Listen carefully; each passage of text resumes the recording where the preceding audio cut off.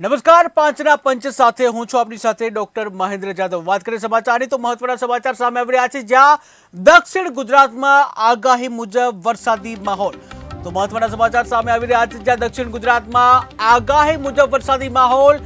સુરત સહિત દક્ષિણ ગુજરાત માટે આજે હતું રેડ એલર્ટ। ત્યારે કોઝવે ઓવરટોપિંગના કારણે 7 રસ્તાઓ બંધ, જ્યાં માંડવીના 6 અને માંગરોળના 1 રસ્તાનો સમાવેશ। ત્યારે પાણી ઉતરતા રસ્તો ફરી શરૂ કરવામાં આવશે।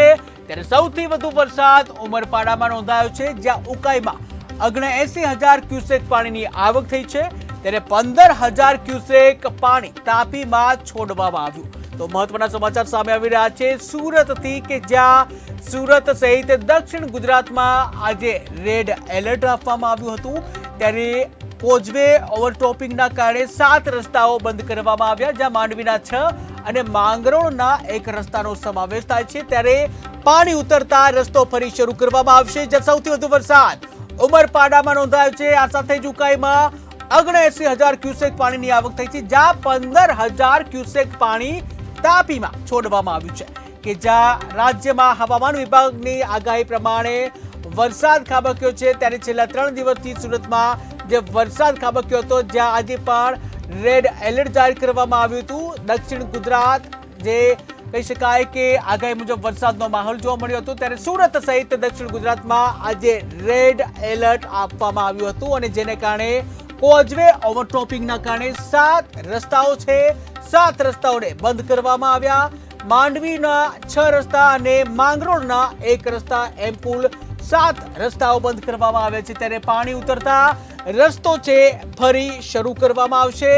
જ્યાં સૌથી વધારે વરસાદની વાત કરીએ તો સૌથી વધુ વરસાદ સુરતના ઉમરપાડામાં નોંધાયો, જ્યાં ઉકાઈમાં 79,000 ક્યુસેક પાણીની આવક થઈ છે। ત્યારે 15,000 ક્યુસેક પાણી છે તાપીમાં છોડવામાં આવ્યું છે, કે જ્યાં દક્ષિણ ગુજરાતમાં ધોધમાર વરસાદ ખાબક્યો હતો। ત્યારે કોઈ અઘટિત ઘટના ન બને તેને લઈને કોઝવે ઓવરટોપિંગના જે 7 રસ્તાઓ છે બંધ રાખવાનો નિર્ણય કરવામાં આવ્યો હતો, કે જેથી કોઈ જાનહાનિ ન થાય, અઘટિત કોઈ ઘટના ન બને તેને લઈને આ 7 રસ્તાઓ બંધ રાખવામાં આવ્યા હતા। ત્યારે માંડવીના 6 અને માંગરોળનો 1 રસ્તો, કે કુલ 7 રસ્તાઓ જે છે બંધ રાખવામાં આવે છે। ત્યારે પાણી ઉતરતા જે આ રસ્તો છે ફરી શરૂ કરવામાં આવશે। ઉલ્લેખનીય છે કે કોઈ જાનહાનિ ના થાય, કોઈ અઘટિત ઘટના ન ઘટિત થાય, તેના માટે થઈને તંત્ર દ્વારા આ નિર્ણય કરવામાં આવ્યો હતો, અને જ્યાં પાણી ઉતરતા આ રસ્તાઓ ફરીથી શરૂ કરવામાં આવશે। ઉલ્લેખનીય છે કે આજે પણ સુરત સહિત દક્ષિણ ગુજરાતમાં હવામાન વિભાગ દ્વારા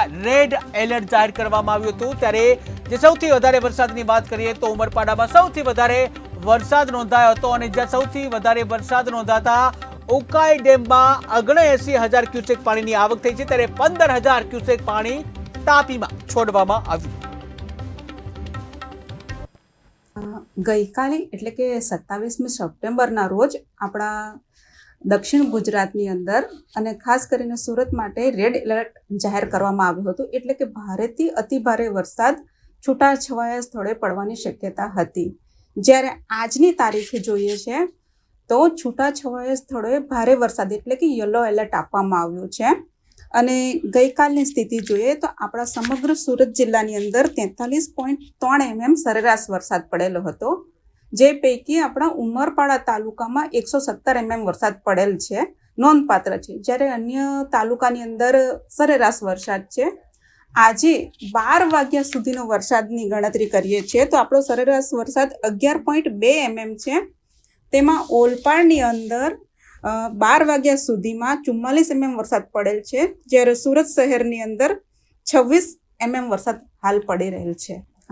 ગઈકાલે એટલે કે 27મી સપ્ટેમ્બરના રોજ આપણા દક્ષિણ ગુજરાતની અંદર અને ખાસ કરીને સુરત